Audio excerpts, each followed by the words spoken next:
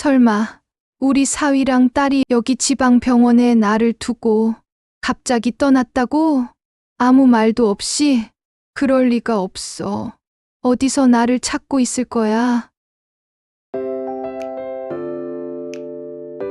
그날 아침 뭔가 이상했습니다. 평소 같으면 제가 새벽 6시에 일어나서 밥 짓고 반찬 데우고 했는데 그날은 7시가 넘어서야 겨우 눈을 떴습니다. 몸이 납덩이처럼 무겁더군요. 잠이 너무 깊었어요. 꿈도 이상했고요. 자꾸 어디론가 떨어지는 꿈, 누군가 저를 밀어내는 꿈을 꿨습니다. 꿈에서 계속 엄마, 엄마 하고 부르는 소리가 들렸는데 돌아보면 아무도 없었어요. 부엌에 나가보니 사위 태성이가 벌써 뭔가 만들고 있더군요. 어라, 이상하다. 결혼한 지 5년 동안 한 번도 아침 준비해본 적 없는 사람이 말입니다. 평소 같으면 수진이가 3번 불러야 겨우 일어나는 사람인데 그날은 벌써 깔끔하게 옷까지 입고 서 있었어요. 심지어 머리까지 기름 바르고 정성스럽게 넘겨서는 마치 중요한 약속이라도 있는 것처럼 말이죠. 어머니, 미숫가루 타드렸어요. 몸에 좋다니까 드세요. 태성이가 건네주는 미숫가루 컵을 받아들면서 이상했습니다. 이 사람이 언제부터 제 건강에 이렇게 신경을 썼나? 평소에는 인사도 건성으로 하던 사람이. 그리고 수진이도 벌써 일어나서 화장대 앞에 앉아 있었어요. 평소보다 2시간이나 일찍요. 화장품을 이것저것 발라가며 거울을 보는 수진이의 얼굴에는 묘한 긴장감이 흘렀습니다. 평소 느긋하게 화장하던 모습과는 전혀 달랐어요. 마치 무대에 오르기 전에 배우처럼 뭔가 연기를 준비하는 것 같았습니다. 둘 다 왠지 들떠 보이더군요. 뭔가 특별한 계획이 있는 것 같은데 저만 모르는 기분이었어요. 그런 분위기가 싫었습니다. 미숫가루는 따뜻하고 달콤했어요. 그런데 마시면서 뭔가 이상한 뒷맛을 느꼈습니다. 쓴맛이었어요. 약 냄새 같은 거.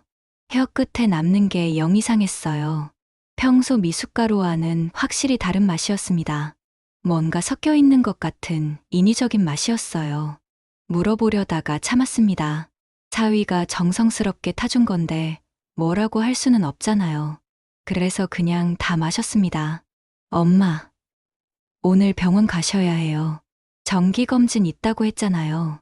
수진이가 말했지만 저는 그런 약속 한 적이 없었어요. 기억이 전혀 안 났거든요. 언제 그런 예약을 했지? 어느 병원이지? 물어보려고 했는데 뭔가 머리가 띵해서 제대로 생각이 안 되더군요. 미숫가루 마시고 나서 더 이상해진 것 같았어요. 눈앞이 흐릿해지고 집중력이 떨어지는 느낌이었습니다. 언제 병원 예약했어? 나는 기억이. 엄마, 지난주에 같이 전화했잖아요. 벌써 잊으셨어요?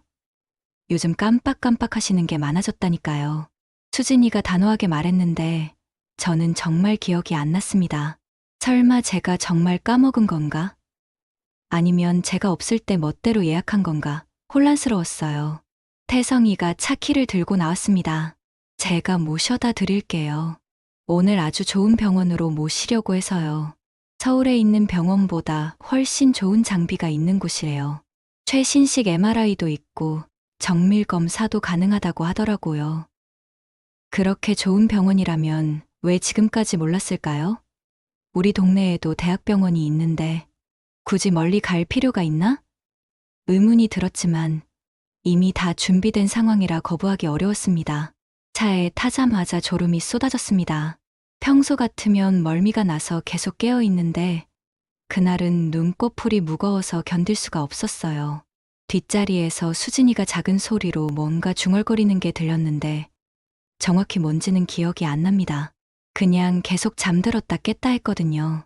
꿈인지 현실인지 모르겠는데 중간에 한번 눈을 떴을 때 수진이와 태성이가 작은 소리로 얘기하는 게 들렸어요.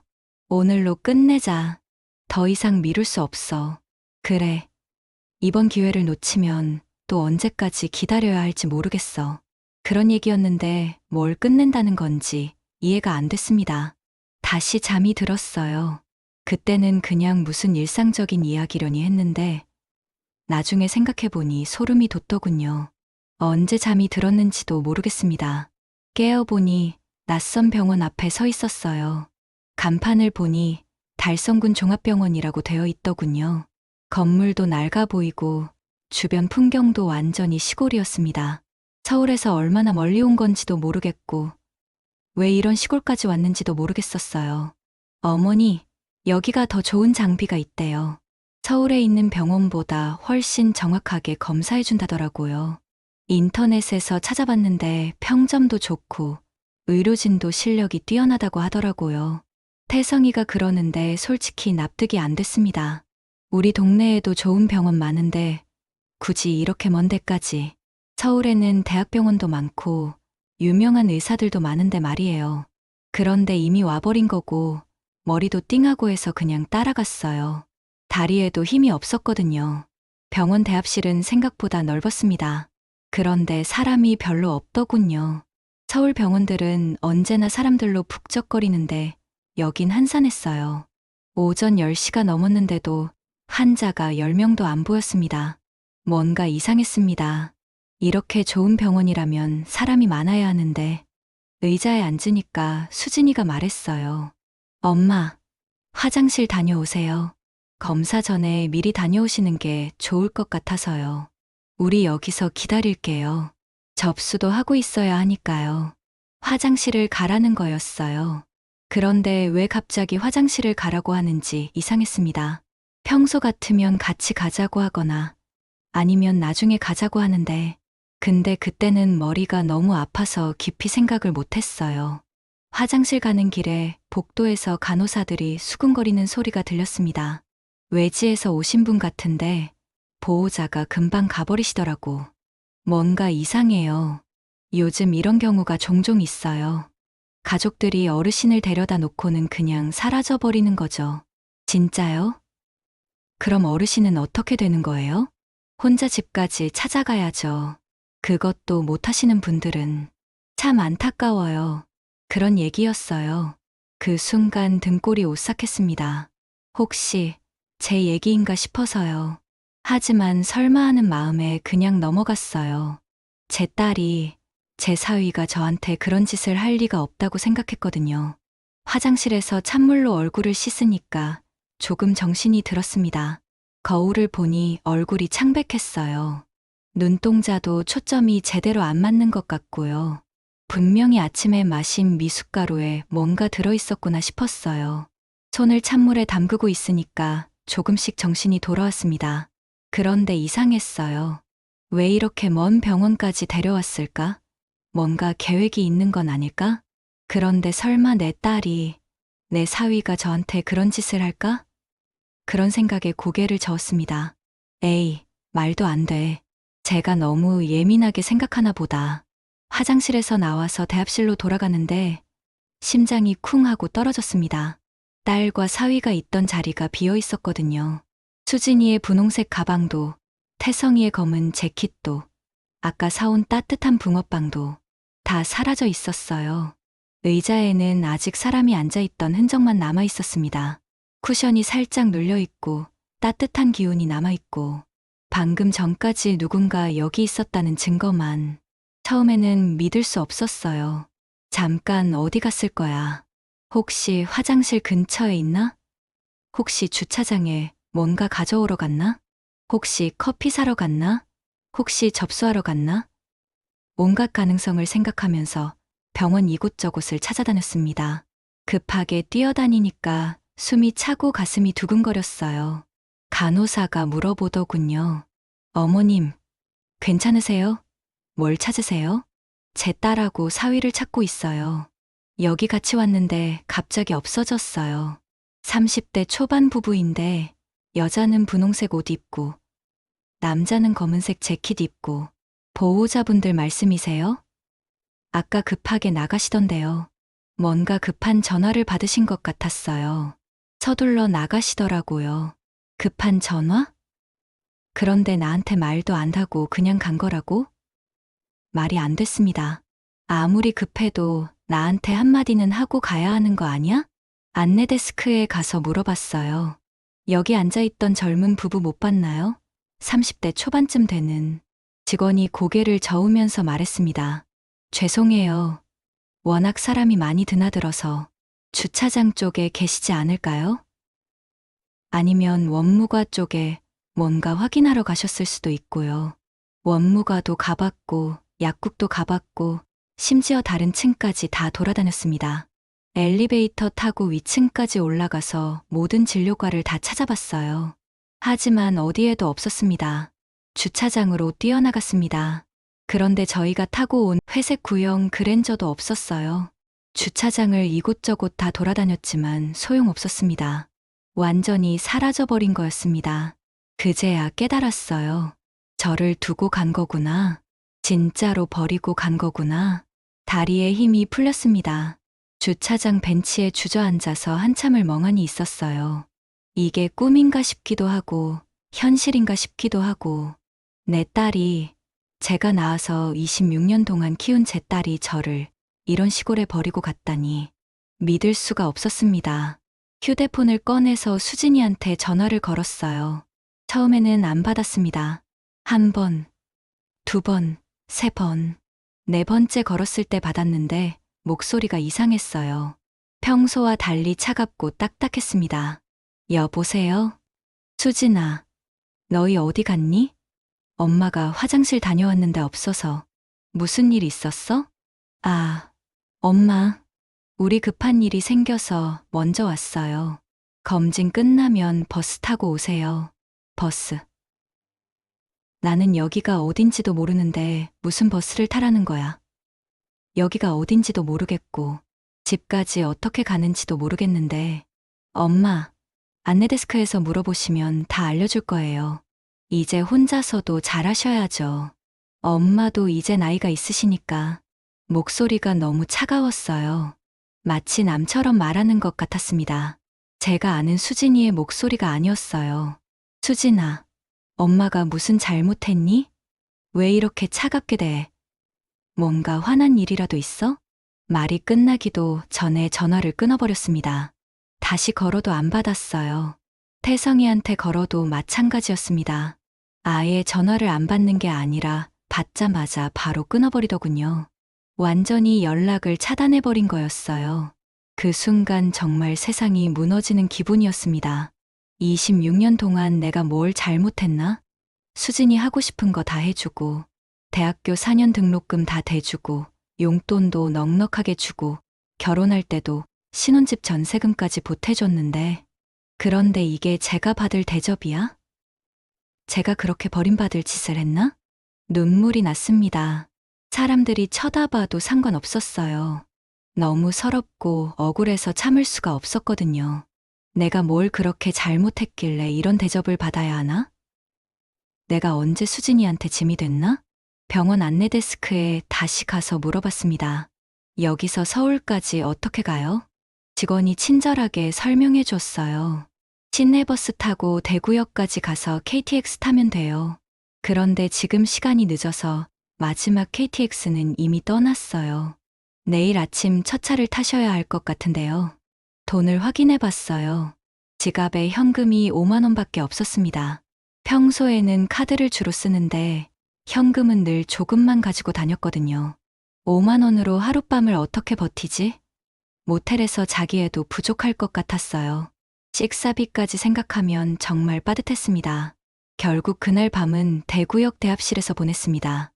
딱딱한 플라스틱 의자에 앉아서 밤을 새웠어요. 처음에는 모텔을 알아보려고 했는데 역 주변 모텔들이 다 5만 원 이상이더군요. 그러면 내일 서울까지 갈 교통비가 없어집니다. 영무원 아저씨가 불쌍하다고 담요를 빌려주기도 했는데 그 작은 친절이 더 슬펐습니다. 남이 더 저한테 잘해주네 하는 생각에 밤새 잠도 안 왔어요. 의자가 너무 딱딱해서 몸이 아팠고 역에서 나는 방송 소리며 기차 소리가 시끄러웠습니다. 그보다도 마음이 너무 아팠어요. 왜 이런 일이 생겼나, 제가 뭘 잘못했나 계속 생각했습니다. 그리고 어떻게 해야 하나, 집에 가면 뭐라고 말해야 하나, 온갖 생각이 머릿속을 돌아다녔어요. 새벽 3시쯤에는 청소하는 아주머니가 와서 물어보더군요. 할머니, 왜 여기서 주무세요? 집에 못 가세요? 그 말에 또 눈물이 났습니다. 집에 가고 싶은데 갈 수가 없다고, 딸이 저를 버리고 갔다고 말하고 싶었는데 너무 창피해서 그냥 괜찮다고 했어요. 새벽 5시에 첫 차를 탔습니다. 서울까지 2시간 반. 그리고 지하철 갈아타고 버스 갈아타고 집에 도착한 건 오전 10시가 넘어서였어요. 온몸이 녹초가 되어서 비틀비틀 걸어왔습니다. 하루 종일 제대로 못 먹어서 배는 고프고 잠도 못 자서 머리는 아프고 현관 앞에 서서 비밀번호를 눌렀습니다. 수진이 태어난 날짜 0826. 평생 잊을 수 없는 날이죠. 수진이가 태어나던 날 얼마나 기뻤는지, 제 품에 안긴 작은 아기가 얼마나 예뻤는지, 그때는 이런 날이 올 줄 꿈에도 몰랐어요. 삑, 삑, 빨간 불이 깜빡였습니다. 비밀번호가 틀렸다는 뜻이었어요. 다시 눌러봤습니다. 혹시 제가 실수했나 싶어서 분명히 맞는데, 삑, 삑, 또 틀렸어요. 그 순간 깨달았습니다. 비밀번호를 바꿨구나. 저를 들어오지 못하게 하려고 제가 없는 사이에 바꿔버린 거구나. 다른 번호들도 눌러봤어요. 혹시 제가 기억을 잘못했나 싶어서 태성이 생일, 저희 결혼기념일, 이사 온 날. 하지만 다 틀렸습니다. 모든 번호를 바꿔버린 거였어요. 문을 두드렸습니다. 수진아, 엄마야, 문 좀 열어줘. 안에서 소리가 들렸어요. TV 소리, 사람들 움직이는 소리. 분명히 집에 있는데 문을 안 열어주는 거였어요. 더 크게 두드렸습니다. 수진아, 엄마야, 문 좀 열어달라고. 비밀번호 바뀐 것 같은데. 그러자 안에서 수진이 말하는 소리가 들렸어요. 여보, 조용히 해요. 이웃들 다 들어요. 그리고 태성 목소리도 들렸습니다. 지금은 문 열지 마. 조금 있다가. 아직 때가 아니야. 때가 아니라고? 무슨 때? 제가 제 집에 들어가는데 무슨 때가 필요해? 이해가 안 됐습니다. 왜 제 딸이, 제 사위가 저를 집에 들여보내지 않는 거지? 수진아, 엄마야, 병원에서 너희가 없어져서 혼자 고생했어. 하루 종일 못 먹고 역에서 밤새웠다고. 제발 문 좀 열어줘. 하지만 대답이 없었습니다. 그냥 조용해졌어요. 마치 아무도 없는 것처럼. 조금 있다가가 언제까지인지도 모르겠고, 왜 안 열어주는지도 모르겠고, 저는 현관 앞에 주저앉았어요. 갈 곳이 없었거든요. 친구들한테 갑자기 재워달라고 할 수도 없고, 찜질방도 멀고, 그냥 현관 앞 계단에 앉아서 기다렸습니다. 1시간, 2시간, 계속 기다렸어요. 중간에 이웃집 아주머니가 지나가면서 물어보더군요. 어머니, 왜 여기 앉아 계세요? 괜찮으세요? 너무 창피해서 괜찮다고 했습니다. 딸이 저를 문 앞에서 기다리게 한다고 말할 수는 없잖아요. 3시간째 되니까 다리도 저리고 허리도 아팠습니다. 날씨도 쌀쌀했는데 바람까지 불어서 더 추웠어요. 하지만 갈 곳이 없었습니다. 그냥 참고 기다릴 수밖에. 4시간째, 5시간째. 오후가 되니까 사람들이 하나둘 퇴근하기 시작했어요. 아파트 주민들이 지나가면서 쳐다보는 게 느껴졌습니다.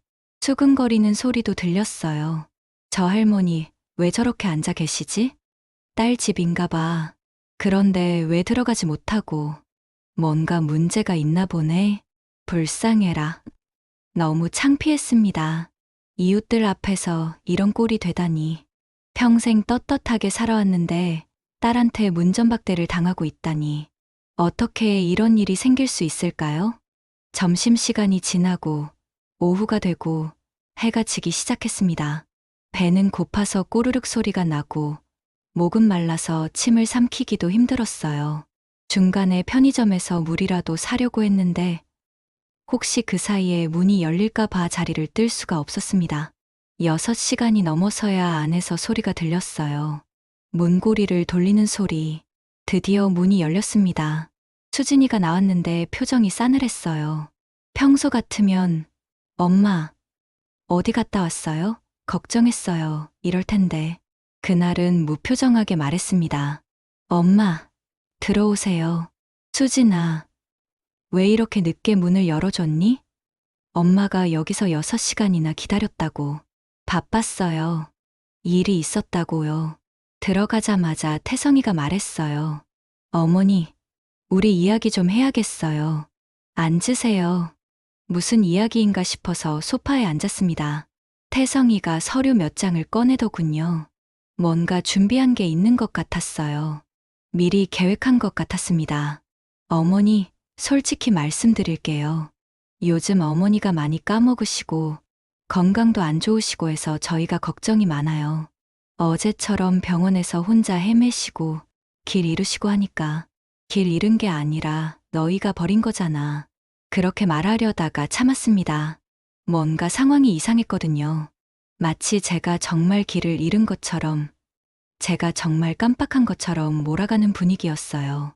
도저히 참을 수가 없었어요. 나는 길 잃은 게 아니야.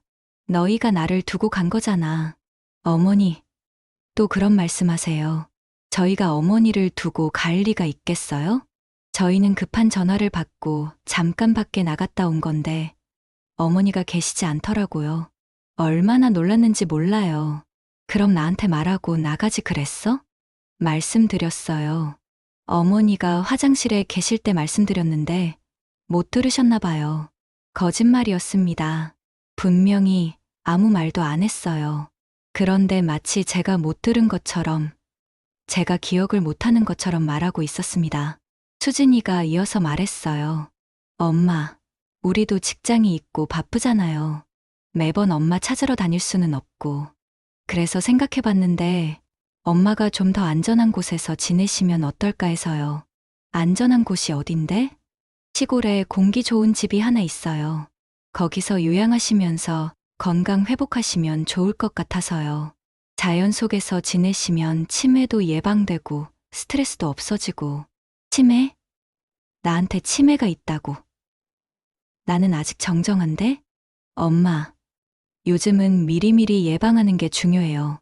치매 초기 증상 같은 게 보이니까 깜빡깜빡하시고 어제처럼 길도 잃으시고. 어제 길 잃은 게 아니라고 했잖아. 왜 자꾸 그렇게 말해? 답답했습니다. 갑자기 왜 시골이야? 나는 서울에서 60년 넘게 살았는데 갑자기 시골로 가라고? 친구들도 다 여기 있고 병원도 여기 있고 모든 게 다 여기 있는데? 엄마, 요즘 시골 생활이 트렌드예요. 힐링이라고 하죠. 마음 치유요. 도시는 공기도 나쁘고 스트레스만 받잖아요. 시골에서 조용히 지내시면서 건강 챙기세요. 요즘 연예인들도 다 시골로 이사 간다고 하더라고요. 태성이가 핸드폰을 꺼내서 사진을 보여줬어요. 산 속에 있는 집이었습니다. 주변에 나무도 많고 조용해 보였어요. 그런데 뭔가 이상했습니다. 사진이 너무 대충 찍힌 것 같고 집 상태가 잘 안 보였거든요. 너무 멀리서 찍은 것 같기도 하고. 여기가 어디야? 경북 봉화군이에요. 산 좋고 물 좋은 곳이에요. 엄마 같은 분들이 요양하기에 딱 좋아요. 공기도 맑고 물도 깨끗하고. 서울에서는 절대 느낄 수 없는 자연의 정취가 있어요. 저는 뭔가 석연치 않았습니다. 갑자기 시골로 보내려고 하고, 어제는 저를 병원에 버리고 가고, 오늘은 문도 안 열어주고, 뭔가 계획이 있는 것 같았어요. 미리 짜고 하는 것 같았습니다. 거기 가기 싫어. 나는 여기서 살고 싶어. 내 친구들도 여기 있고, 내가 아는 사람들도 다 여기 있는데, 왜 갑자기 시골로 가야 하니? 엄마, 고집 부리지 마세요. 나이 드시면 자식 말 들어야죠. 우리가 엄마 위해서 하는 얘기예요. 엄마 건강 생각해서 하는 말이라고요. 수진이가 그렇게 말했는데 목소리에 짜증이 섞여 있었어요. 마치 귀찮은 일을 처리하는 것 같은 톤이었습니다. 평소 수진이와는 완전히 다른 모습이었어요. 그 순간 정말 서러웠습니다. 제가 이렇게 귀찮은 존재가 됐나 싶어서. 그날 밤부터 집 안 분위기가 완전히 바뀌었습니다. 수진이와 태성이가 제 앞에서는 아무 말 안 했는데 방문을 닫고 있으면 수근거리는 소리가 들렸어요. 일부러 귀 기울여 들어보니까 이상한 얘기들이었습니다. 어머니가 계속 버티시면 어떻게 하지? 설득이 안 되면 어떻게 할까? 다른 방법을 생각해 봐야 하나? 그런 얘기들. 마치 저를 어떻게 처리할지 고민하는 것 같았어요. 처리라니, 제가 물건도 아니고. 며칠 뒤에는 아예 대놓고 말하기 시작했습니다. 엄마, 언제까지 여기 계실 거예요? 시골집 알아봤는데 다음 주에 가서 보면 어떨까요? 정말 좋은 곳이에요. 마을에서도 환영한다고 하더라고요. 저는 계속 거부했어요. 왜 갑자기 시골로 가야 하는지 이해가 안 됐거든요. 서울에서 태어나서 서울에서 늙을 때까지 살고 싶은데 갑자기 시골로 가라니 말도 안 됐습니다. 그러자 수진이가 화를 내기 시작했어요. 엄마, 왜 이렇게 고집이세요? 우리가 싫어서 그러는 거예요? 우리도 바쁘다고요. 매일 엄마 돌볼 시간 없어요. 회사 일도 있고 우리 생활도 있잖아요. 매일 나를 돌본다고? 나는 돌봄이 필요한 사람이 아니야. 혼자서도 잘 살 수 있어. 엄마, 현실을 인정하세요. 그때 병원에서 길 잃으신 것만 봐도 알잖아요. 또 그 얘기였어요. 자꾸 제가 길을 잃었다고, 제가 혼자 헤맸다고 말했습니다. 진실을 왜곡하고 있었어요. 태성이도 거들었습니다. 어머니, 요즘은 다들 이런 식으로 해요. 자녀들 부담 줄이고, 어르신들도 편하게 지내시고, 서로 윈윈이에요. 서로 좋다고요. 도시에서는 어르신들이 외로우시잖아요.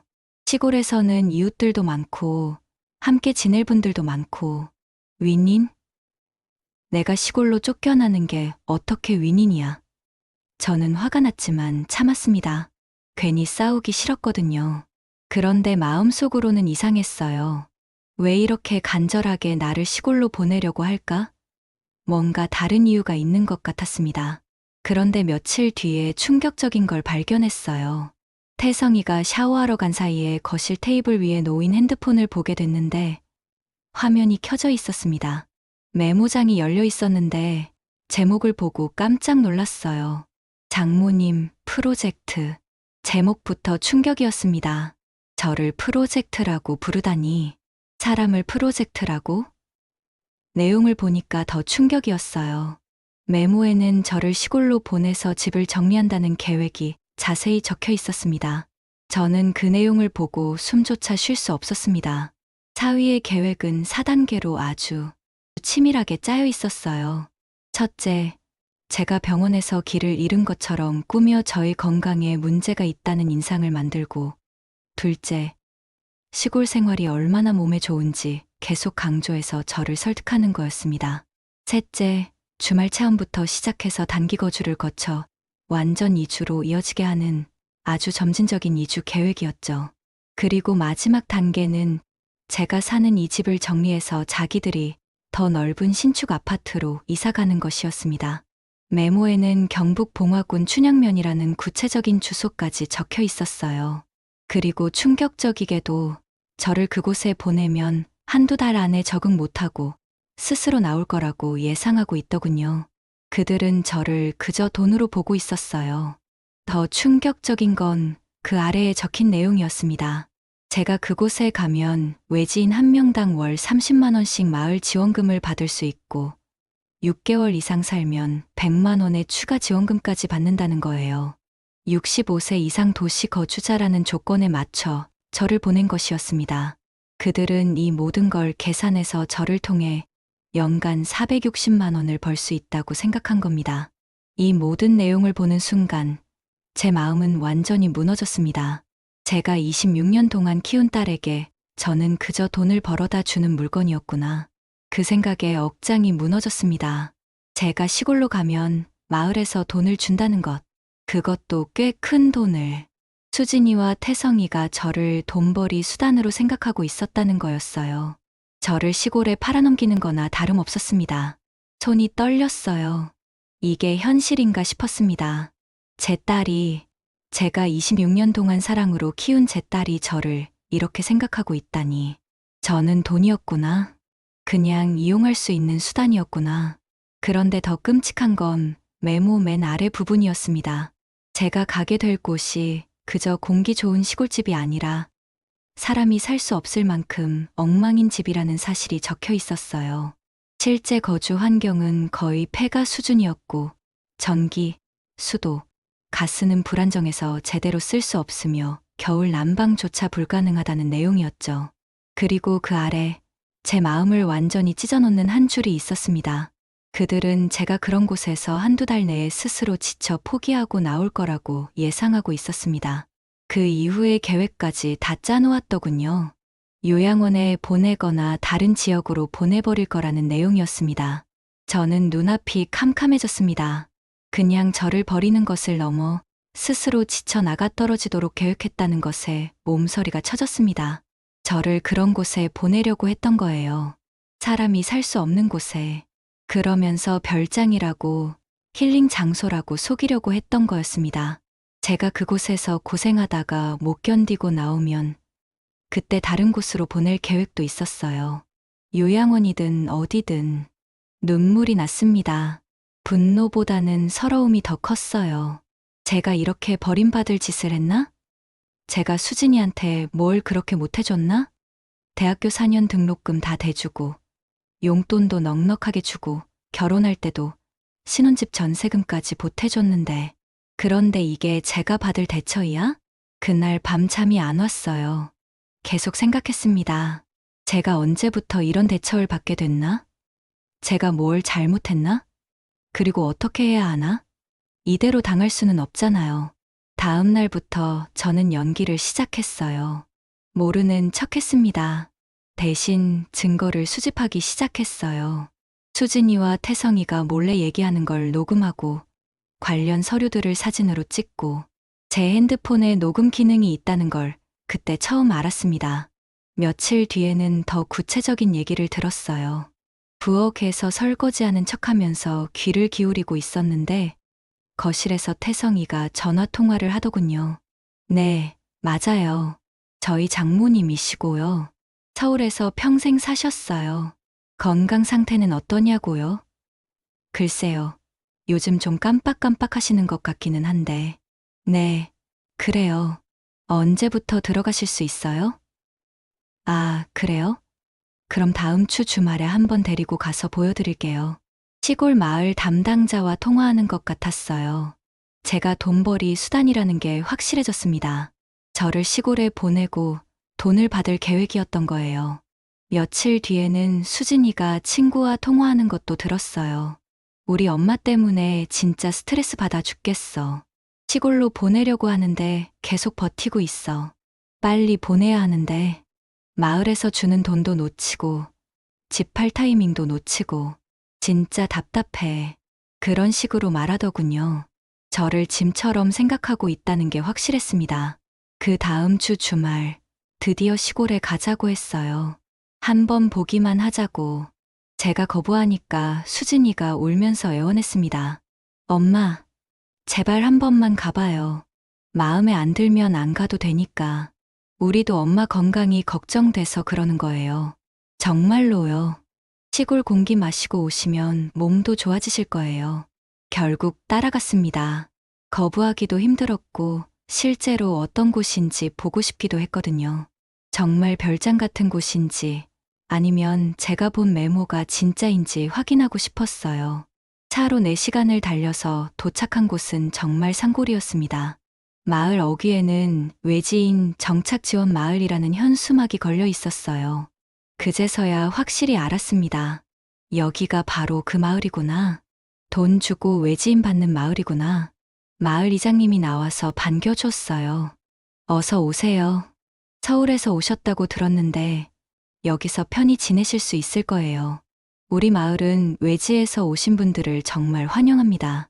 정부 지원도 받고 있고 생활비 보조도 해드리고 있어요. 그런데 목소리에 뭔가 장사꾼 같은 느낌이 있었어요. 진심으로 환영한다기보다는 돈 때문에 받아주는 느낌이었습니다. 계산적인 미소, 어색한 친절함이 느껴졌어요. 집을 보고 나서는 더 충격이었어요. 사진으로 봤을 때는 그럭저럭 괜찮아 보였는데 실제로는 거의 폐가 수준이었습니다. 대문부터가 삐걱거리며 제대로 닫히지 않았어요. 마당에는 잡초가 무성하게 자라 있고 집 주변에는 쓰레기들이 여기저기 버려져 있었습니다. 벽지는 곰팡이로 검게 변해 있고 천장에서는 물이 떨어지고 전기도 제대로 안 들어왔어요. 스위치를 눌러도 전등이 깜빡거리기만 하고 제대로 켜지지 않았습니다. 수도꼭지를 틀어도 녹물이 나왔고 가스레인지는 아예 연결이 안 되어 있었어요. 이게 어떻게 집이야? 사람이 어떻게 여기서 살아? 말이 안 돼. 방 안으로 들어가니 더 심각했습니다. 바닥에는 먼지가 두껍게 쌓여 있고 곳곳에 쥐똥 같은 것들이 굴러다녔어요. 창문은 유리가 깨져 있어서 바람이 그대로 들어왔고 문은 덜컥거려서 제대로 닫히지도 않았습니다.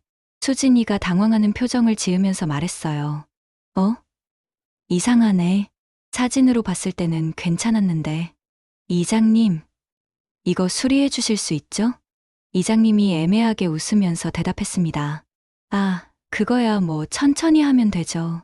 우선 들어와서 지내시면서 하나씩 고쳐나가면 되니까. 시골은 원래 이런 거예요. 도시와는 다르죠. 자연 그대로의 모습이랄까요. 태성이도 거들었어요. 어머니, 시골은 원래 이런 거예요. 자연과 함께 사는 거니까. 좀 불편해도 건강에는 더 좋잖아요. 공기도 맑고 물도 깨끗하고 불편한 정도가 아니었습니다. 사람이 살 수 없는 곳이었어요. 겨울에는 얼어 죽을 수도 있는 곳이었습니다. 그런데 그들은 계속 괜찮다고 수리하면 된다고 말했어요. 화장실도 봤는데 재래식 화장실이었어요. 서울에서 60년 넘게 살던 사람이 갑자기 재래식 화장실을 쓰라고? 말도 안 됐습니다. 냄새도 지독했고 파리들이 윙윙거리고 있었어요. 변기 주변에는 거미줄이 쳐져 있고 바닥은 더러워서 발을 딛기도 싫었습니다. 저럴 때 안 돼. 여기서는 못 살아. 다시 서울로 가자. 그러자 수진이가 갑자기 화를 냈어요. 엄마, 왜 이래요? 뭐가 그렇게 못마땅해요? 시골이 어때서요? 도시보다 훨씬 좋잖아요. 공기도 맑고 조용하고 공기가 맑아도 집이 이런데 어떻게 살아? 전기도 안 되고 물도 안 나오고 화장실도 이런데. 태성이가 나서서 말했어요. 어머니, 너무 까다롭게 생각하지 마세요. 조금만 참으시면 다 해결됩니다. 그리고 여기서 지내시면 건강도 좋아지실 거고 우리도 안심이 되고. 그 순간 깨달았습니다. 이 사람들은 정말로 저를 여기 버리고 갈 생각이구나. 이런 곳에서 제가 고생하는 걸 뻔히 알면서도 버리고 갈 생각이구나. 저는 집 곳곳을 더 자세히 살펴봤어요. 그리고 핸드폰으로 사진을 찍기 시작했습니다. 곰팡이 핀 벽, 새는 천장, 녹슨 수도관, 연결되지 않은 가스관, 깨진 창문, 썩은 문짝, 더러운 화장실, 모든 걸 증거로 남겨뒀어요. 마을을 둘러보면서도 계속 사진을 찍었습니다. 외지인 정착 지원이라는 현수막, 낡은 마을 안내판, 텅 빈 상점들. 이 마을이 얼마나 황폐한 곳인지 다 기록했어요. 상점이라고 해봐야 구멍가게 하나뿐이었는데 그마저도 물건이 별로 없었습니다. 마을 사람들도 대부분 노인들이었고 젊은 사람은 거의 보이지 않았어요. 이장님이 저희를 마을회관으로 데려갔습니다. 그곳에서 외지인 정착 지원 사업에 대한 설명을 해줬어요. 도시에서 오신 어르신들을 위한 특별 프로그램이에요. 생활비 지원도 해드리고 의료비 보조도 있고 농사 체험도 할 수 있어요. 그 순간 확신했습니다. 이 사람들이 나를 돈 때문에 받아주려는 거구나. 그런데 혹시 지원금 같은 건 얼마나 되나요? 제가 물어봤어요. 아, 그거요? 월 30만 원 정도 지원해드려요. 6개월 이상 거주하시면 추가로 정착금도 있고요. 태성이 메모에 있던 것과 정확히 일치했습니다. 모든 게 계획대로였던 거예요. 집으로 돌아오는 차 안에서 잠든 척 했습니다. 수진이와 태성이가 작은 소리로 얘기하는 게 들렸어요. 어머니가 계속 저러시면 어떻게 하지? 다른 방법을 생각해야 하나? 좀 더 강하게 밀어붙여야 하나? 그런 얘기들. 저는 뒷자리에서 자는 척하면서 모든 걸 녹음했습니다. 증거로 남겨두려고요. 언젠가 필요할 때가 올 것 같았거든요. 아직 한 번밖에 안 봤으니까 더 설득해보자. 안 되면, 태성이가 말을 흐렸어요. 안 되면 뭐? 다른 방법도 있잖아. 좀 더 적극적으로 나가는 거지. 그들이 무슨 다른 방법을 말하는 건지 소름이 돋았습니다. 집에 돌아온 그날 밤부터 분위기가 더 험악해졌어요. 수진이가 대놓고 짜증을 내기 시작했습니다. 엄마, 언제까지 이럴 거예요? 우리도 한계가 있어요. 계속 이런 식으로 고집 부리시면 우리도 어쩔 수 없어요. 어쩔 수 없다는 게 뭔 뜻이야? 그냥 그런 뜻이에요. 우리도 우리 생활이 있으니까 엄마만 생각할 수는 없잖아요. 우리도 결혼해서 독립한 가정이에요. 엄마 뒷바라지만 할 수는 없다고요. 뒷바라지? 제가 언제 뒷바라지를 요구했나요? 제가 언제 의존적으로 살았나요? 오히려 제가 그들을 도와주고 있는 상황인데 태성이도 점점 태도가 노골적으로 변했어요. 어머니, 솔직히 말씀드릴게요. 요즘 어머니 때문에 우리가 너무 힘들어요. 회사 일도 제대로 못하고 스트레스도 많이 받고 이런 식으로는 안 됩니다. 내가 언제 너희 회사 일을 방해했어? 내가 뭘 어떻게 했다고? 분위기요. 집안 분위기가 무거워져서 집중이 안 돼요. 그리고 어머니 건강 걱정하느라 신경 쓸 일이 너무 많고요. 말도 안 되는 핑계였습니다. 제가 아픈 것도 아니고 큰 문제를 일으킨 것도 아닌데 그때부터 저를 대하는 태도가 완전히 달라졌어요. 평소에는 어머니, 어머니 하면서 존댓말 썼는데 그때부터는 반말하기 시작했습니다. 어머니, 밥 드세요. 대신 밥 먹어요. 어머니, 약 드시고 주무세요. 대신 약 먹고 들어가서 자요. 이런 식이었죠. 그리고 밥도 대충 해줬어요. 예전에는 반찬도 여러 가지 준비해주고 국도 끓여줬는데 그때부터는 라면 끓여주거나 김밥 사다 주는 게 전부였습니다. 빨래도 안 해줬어요. 마치 저를 귀찮은 존재 취급하기 시작한 거예요. 며칠 뒤에는 아예 최후 통첩을 했어요. 엄마, 다음 주까지 결정하세요. 시골로 갈 건지 아니면 다른 방법을 찾을 건지. 우리는 더 이상 못 기다려요. 다른 방법이 뭔데? 요양원이든 뭐든 엄마가 선택하세요. 우리는 더 이상 모르겠어요. 요양원? 내가 아직 건강한데 요양원을 가라고? 말도 안 됐습니다. 그럼 시골로 가세요. 선택은 엄마가 하는 거예요. 실질적으로는 선택권이 없었어요. 시골, 폐가 아니면 요양원. 둘 다 말이 안 되는 선택이었습니다. 그런데 그들은 마치 제가 선택할 수 있는 것처럼 포장했어요. 그 다음 날부터는 더 노골적으로 나왔습니다. 생활을 불편하게 만들기 시작한 거예요. 갑자기 전기가 나갔다가 들어왔다가 하고 온수가 안 나오기도 하고 처음에는 고장인 줄 알았는데 점점 의도적인 것 같았어요. 수진아, 온수가 안 나와. 고장 난 것 같은데. 아, 그래요? 나중에 봐줄게요. 지금 바빠서. 나중에가 언제인지도 안 알려주고 실제로 고쳐주지도 않았습니다. 차가운 물로 씻어야 했어요. 그리고 음식도 제대로 안 해줬어요. 냉장고에 있던 반찬들도 갑자기 사라지고 쌀도 떨어졌는데 안 사왔어요. 마치 저를 굶기려는 것 같았습니다. 수진아, 쌀이 떨어졌는데 좀 사오면 안 될까? 엄마, 저희도 바빠요. 엄마가 직접 사오시면 안 돼요? 운동도 되고 좋잖아요. 65세인 제가 쌀 포대를 들고 오라는 거였어요. 평생 그런 걸 해본 적도 없는데 참다 못해 수진한테 물어봤어요. 왜 갑자기 이런 식으로 해? 뭔가 문제가 있어? 엄마, 우리도 바빠요. 엄마 챙길 여유가 없어요. 엄마도 이제 독립적으로 사셔야죠. 독립적으로? 내가 언제 의존적으로 살았다고? 엄마 나이에 혼자 해결하셔야 할 것들이 많잖아요. 우리가 다 해드릴 수는 없어요. 그때 깨달았어요. 이 사람들이 정말로 나를 내쫓으려고 하는구나. 아예 여기서 살 수 없게 만들려고 하는구나. 하지만 저도 만만하지 않았어요. 증거는 충분히 모았고 이제 어떻게 해야 할지도 알겠더군요. 이제 반격할 때가 된 것 같았어요. 그날 밤, 저는 중요한 결정을 했습니다. 이대로 당할 수는 없다고, 제가 나서서 뭔가 해야겠다고, 증거는 충분히 모았으니까, 이제 전문가의 도움을 받아야겠다고 생각했어요. 다음 날 아침, 예전에 계약서 관련해서 도움받았던 변호사 사무실에 전화를 걸었어요. 장태준 변호사님이었는데 5년 전에 전세 계약 문제로 도움받은 적이 있었거든요. 선생님, 저 박영숙입니다.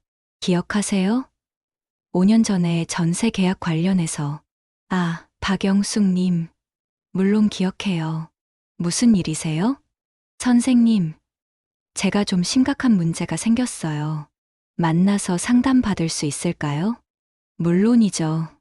언제 오실래요? 오늘 당장 갈 수 있어요? 그럼 오후 2시에 오세요. 수진이와 태성이가 모르게 집을 나왔습니다. 변호사 사무실에 가서 모든 걸 털어놓았어요.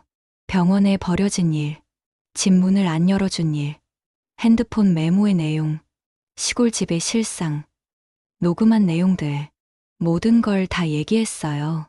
장 변호사님은 심각한 표정으로 들었어요. 그리고 말했어요. 이건 명백한 재산권 침해 시도고 경우에 따라서는 유기죄도 성립할 수 있어요. 특히 병원에 버린 건 정말 심각한 문제예요. 저 어떻게 해야 해요? 우선 증거를 더 확실히 하시고 재산 관련 서류들을 안전한 곳에 보관하세요. 그리고 이 문제를 법적으로 해결할 준비를 하셔야 해요. 법적으로요? 네. 내용 증명도 보내야 하고 필요하면 고소도 해야 해요. 그런데 그 전에 한 번 더 확실한 증거를 잡으세요. 그들이 직접 인정하는 발언이나 계약서 같은 걸 찾으시면 더 좋고요. 집에 돌아와서 저는 더 적극적으로 증거를 수집하기 시작했어요. 태성이가 전화 통화할 때마다 녹음하고 수진이와 나누는 대화도 녹음했어요. 그리고 우연히 태성이 가방에서 서류 몇 장을 발견했어요. 부동산 계약서 초안이었어요. 저희 집을 팔기 위한 계약서였어요. 아직 서명은 안 되어 있었지만 모든 내용이 다 채워져 있었어요. 매매가는 6억 5천만 원. 그리고 매수자는 태성이의 지인이었어요. 사진으로 찍어놨어요. 이것도 중요한 증거였거든요. 그들이 제 동의 없이 집을 팔려고 한다는 증거였어요. 며칠 뒤에는 결정적인 순간이 왔어요. 수진이와 태성이가 거실에서 큰 소리로 싸우고 있었어요. 뭔가 계획이 틀어진 모양이었어요. 어떻게 어머니가 이렇게 계속 버티실 수가 있어? 다른 방법을 써야 하는 거 아니야? 무슨 다른 방법? 이미 마을 사람들한테 다 얘기했는데 이번 달에 보내기로 했다고. 그럼 어쩌자는 거야? 강제로 보낼 수는 없잖아. 방법이 있어. 좀 더 압박을 가하는 거야. 생활을 더 불편하게 만들고 여기 있기 싫게 만드는 거야. 무슨 뜻이야? 전기 끊고 가스 끊고 그런 식으로. 그러면 어머니가 견디다 못해서 나가실 거야. 그들이 저를 쫓아내기 위해서 공과금을 끊을 계획까지 세우고 있었던 거예요. 정말 끔찍했어요. 어떻게 딸이 엄마한테 이런 짓을 할 수 있을까? 다음 날부터 정말로 생활이 불편해지기 시작했어요. 갑자기 전기가 나갔다가 들어왔다가 하고 온수가 안 나오기도 하고 처음에는 고장인 줄 알았는데 점점 의도적인 것 같았어요. 그리고 음식도 제대로 안 해줬어요. 냉장고에 있던 반찬들도 갑자기 사라지고 쌀도 떨어졌는데 안 사오고 마치 저를 굶기려는 것 같았어요. 그때 깨달았어요. 이 사람들이 정말로 저를 내쫓으려고 하는구나. 아예 여기서 살 수 없게 만들려고 하는구나. 하지만 저도 만만하지 않았어요. 증거는 충분히 모았고 변호사도 있었어요. 이제 반격할 때가 된 것 같았어요. 그들이 저를 무시하고 돈벌이 수단으로 생각하고 폐가해 버리려고 했다면 이제 제가 누구인지 보여줄 차례였습니다. 그날 밤 저는 온몸이 떨려왔습니다. 두려움과 분노가 한꺼번에 밀려들었지만 그 감정을 붙잡아 두고 싶었습니다. 무너져서 흐느끼기보다는 그 힘으로 제 자리를 지켜야 했습니다. 저는 오래도록 침대 끝에 앉아 있었습니다. 눈물이 나올 듯 말 듯 했지만 꾹 삼켰습니다. 이제는 울음이 무기가 될 수 없다는 걸 알았으니까요. 책상 위에 작은 공책을 꺼냈습니다. 낡아서 군데군데 모서리가 해져 있었지만 그 순간만큼은 제 인생에서 가장 단단한 무기 같았습니다. 펜을 움켜쥔 손이 떨렸지만 글자를 눌러 적을 때마다 이상하게도 제 안에서 무언가가 굳어졌습니다. 병원 CCTV 확보, 아파트 복도 CCTV 요청, 전기가스 차단 증거, 부동산 계약 초안 사진, 녹취 파일 정리, 글자 하나하나가 제 결심을 새겨주는 것 같았습니다. 저는 더 이상 피해자가 아니라 싸우는 당사자라는 사실을 스스로 확인했습니다. 변호사님은 법이 저를 지켜줄 거라고 했습니다. 눈물이 핑 돌았습니다. 하지만 이번에는 억울한 눈물이 아니었습니다. 제게도 지켜줄 울타리가 있다는 걸 느끼면서 흘러나온 눈물이었습니다. 저는 스스로에게 속삭였습니다. 나는 약자가 아니다. 내 삶을 내가 지켜낼 수 있다. 그날 오후, 저는 우체국 창구에 섰습니다. 사람들의 웅성거림 속에서 제 손에는 두툼한 내용증명 봉투가 쥐어져 있었습니다. 수신인에는 수진, 태성 이름이 선명하게 적혀 있었습니다. 고의적 주거 방해 행위를 즉시 중단할 것, 폐가 이주 시도를 멈출 것, 본인 동의 없는 재산 처분을 중단할 것, 앞으로의 모든 연락은 변호사를 통해 할 것. 문장을 한 줄씩 적어 내려갈 때마다 제 가슴은 북소리처럼 쿵쿵 울렸습니다. 마지막 도장을 찍는 순간 제 손끝은 떨렸지만 마음은 얼음처럼 차갑고 단단해졌습니다. 이제는 내가 너희를 버릴 차례야. 그 생각이 저를 지탱했습니다. 집으로 돌아오자마자 태성이 제 방 문을 벌컥 열었습니다. 얼굴은 분노로 붉어 있었지만 눈동자 깊은 곳에는 초조함이 숨어 있었습니다. 어머니, 가족끼리 이게 뭡니까? 법원이고 내용증명이고 어디까지 하실 겁니까? 저는 천천히 고개를 들었습니다. 떨리지 않는 목소리로 말했습니다. 여기까지야. 가족이라는 이름으로 사람을 버리고 묶는 걸 이제는 더는 허락하지 않겠다는 뜻이야. 순간 방 안의 공기가 무겁게 가라앉았습니다. 태성의 얼굴이 굳어지는 게 보였고 그토록 오만하던 눈빛에 흔들림이 스쳤습니다. 저는 그 순간 비로소 느꼈습니다. 이제 제가 주도권을 쥐고 있다는 것을. 며칠 뒤 경찰서에서 전화가 왔습니다. 담당 형사의 목소리는 담담했지만 그 말 한마디가 제 심장을 쿵 내려앉게 했습니다. 병원 CCTV가 확보됐습니다. 보호자 두 분이 어르신을 남겨두고 떠나는 장면이 확인됐습니다. 저는 가만히 눈을 감았습니다. 드디어 거짓말이 무너지는 순간이 다가왔다는 걸 알았습니다. 저는 곧바로 휴대폰을 꺼내 태성의 메모와 녹취 파일을 제출했습니다. 화면 속에는 장모님 프로젝트라는 제목이 선명했고 녹음 속에서는 차갑고 무정한 두 사람의 목소리가 울려 퍼졌습니다. 전기 끊고 가스 끊고 생활 불편하게 만들어서 쫓아내자. 그날 밤 저는 오랜만에 깊은 잠을 잤습니다. 추락하는 꿈도 어두운 복도도 저를 밀어내던 그림자도 나타나지 않았습니다. 저는 증거를 손에 쥔 채 드디어 제 자리를 지켜내는 길 위에 서 있었습니다. 조사 통보를 받은 날 아침, 저는 손에 작은 수첩을 꼭 쥐고 경찰서로 갔습니다. 조사실 공기는 생각보다 차갑지 않았습니다. 벽시계 초침 소리와 형사의 볼펜 긁히는 소리, 그 사이로 제 숨이 일정하게 오르내렸습니다. 저는 준비해 간 자료 봉투를 하나씩 꺼내놓았습니다. 병원 CCTV 보존 확인서 사본, 대구역 새벽표 결제 내역, 영무원이 써준 간단한 사실 확인서, 아파트 복도 CCTV 제출 요청 접수증, 계량기암 사진, 그리고 휴대폰 속 녹취 파일 목록. 제 손끝이 더는 떨리지 않았습니다. 잠시 뒤 문이 열리고 수진과 태성이 들어왔습니다. 두 사람의 발걸음은 어색하게 엇박자를 냈습니다. 서로의 눈을 피하며 맞은편에 앉았고 저는 고개를 들었습니다. 그들이 제 시선을 피하는 순간 저는 알았습니다. 이 싸움은 이미 절반이 끝났다는 것을요. 형사는 차분히 질문했습니다. 해당 날짜에 병원 대합실에서 어머니를 두고 자리를 떠난 사실이 있습니까? 태성은 고개를 끄덕였다가 이내 부정했습니다. 잠깐 나갔다 왔을 뿐입니다. 급한 전화가 와서 돌아와 보니 장모님이 안 계셨던 겁니다. 형사는 노트북에 영상을 띄웠습니다. 화면 속에는 저는 화장실 쪽으로 걸어가고 그 사이 두 사람이 맞은편 출구로 빠르게 사라지는 장면이 선명했습니다. 화면 오른쪽 상단의 시간이 냉정하게 흘렀습니다. 3분, 5분, 10분 아무도 돌아오지 않았습니다. 그 침묵이 말보다 큰 증거가 되어 제 앞에 놓였습니다. 형사가 제 쪽을 보았습니다. 저는 휴대폰을 켜고 녹취 일부를 재생했습니다. 낭낭한 제 목소리가 아니라 낮게 깔린 두 사람의 속삭임이 방 안을 채웠습니다. 전기 끊고 가스 끊고 생활 불편하게 만들어서 쫓아내자. 마을에서 주는 지원금 놓치면 안 돼. 짧은 정적이 길게 늘어졌습니다. 수지는 입술을 깨물었고 태성은 눈썹을 찌푸렸습니다. 저는 형석처럼 굳은 마음으로 의자의 등을 굳게 붙였습니다. 그 순간 마음속에서 오래 잠겨있던 문이 하나 열렸습니다. 이제 말이 아닌 현실이 나를 지킨다. 조사는 몇 차례 더 이어졌습니다.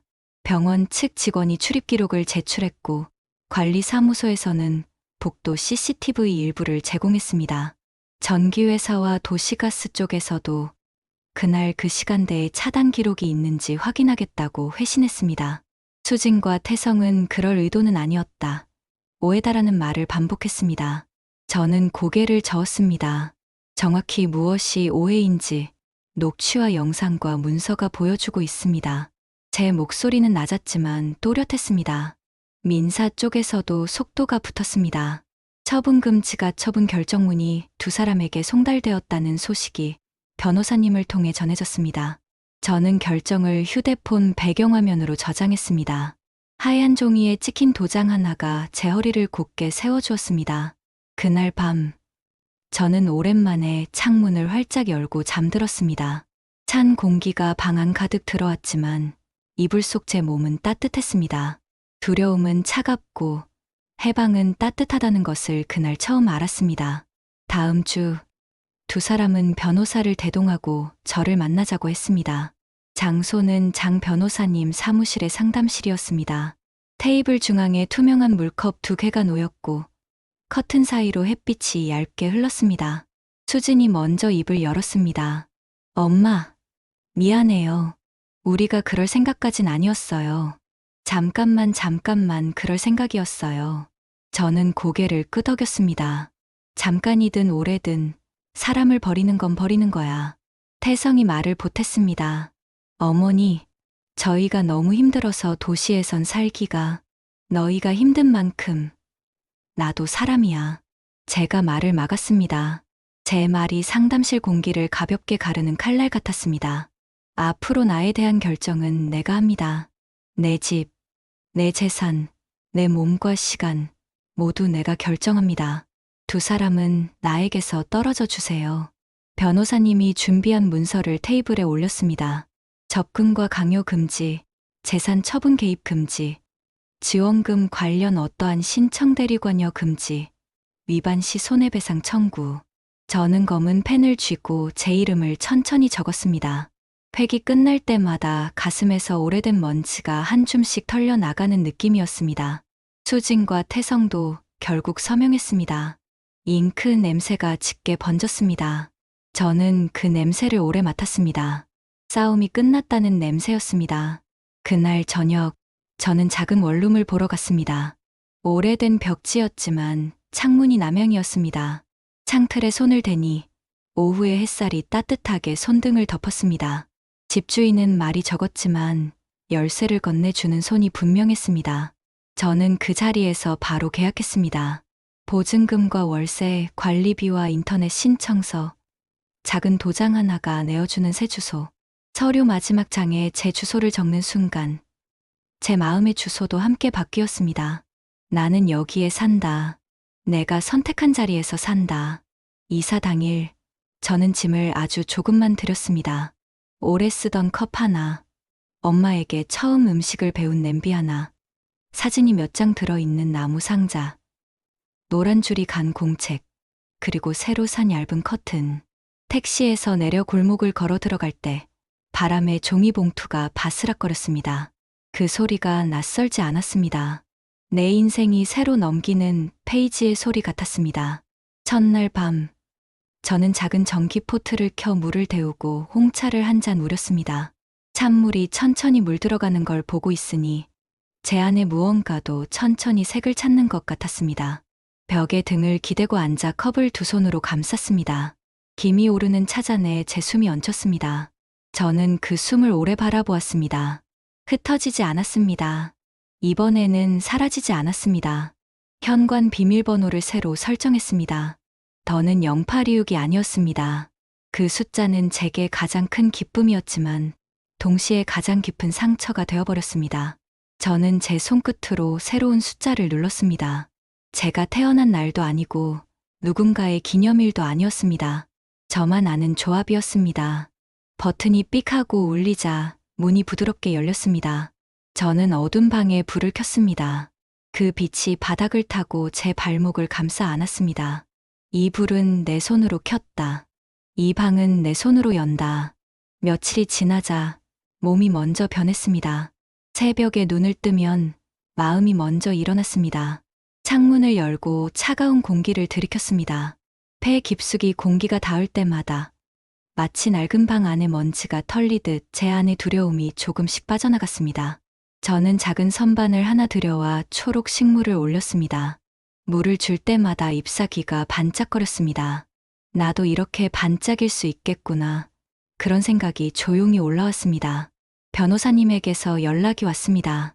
수진 씨와 태성 씨가 합의서를 준수하겠다고 서면으로 전달했습니다.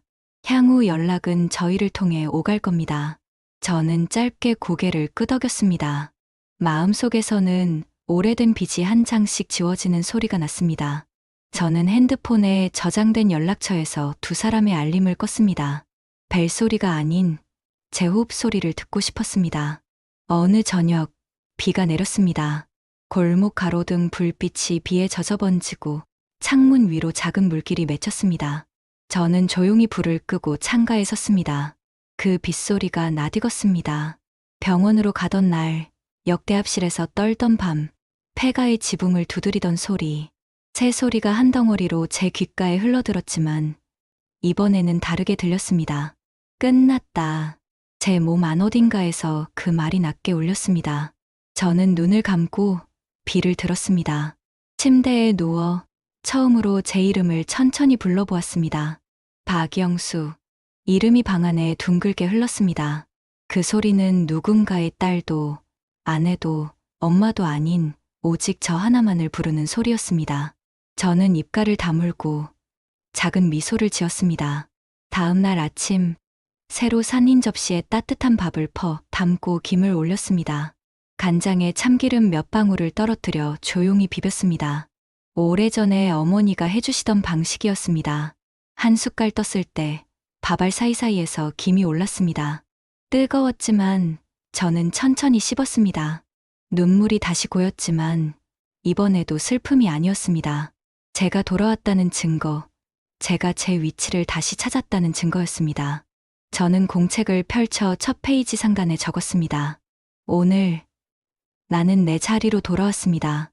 가족이라는 이름에 기대지 않고 원망이라는 그림자에 묶이지 않고 내 두 발로 내 문을 열었습니다. 여기서부터 다시 펜 끝이 멈추자 햇빛이 살짝 고개를 내밀었습니다. 커튼 가장자리가 부드럽게 흔들렸고 잎사귀 위 작은 물방울이 반짝였습니다. 저는 창문을 닫지 않았습니다. 바람이 들어오도록 빛이 머물도록 제가 저를 더 크게 들을 수 있도록 방 안을 열어두었습니다. 그날 저녁 저는 일찍 잠자리에 들었습니다. 눈을 감기 전 마음속으로 숫자 하나를 또렷하게 떠올렸습니다. 현관 비밀번호가 아니라 제가 선택한 시간의 숫자였습니다. 지금, 어제도 내일도 아닌 지금의 저, 그 생각을 품고 저는 조용히 숨을 고르며 잠에 들었습니다. 그리고 알아차렸습니다. 복수는 상대를 무너뜨리는 장면에서 끝나지 않는다는 것을요. 진짜 복수는 무너진 자신을 다시 일으켜 세워 내가 선택한 자리에서 사는 것이므려. 저는 그 길 위에 서 있었습니다.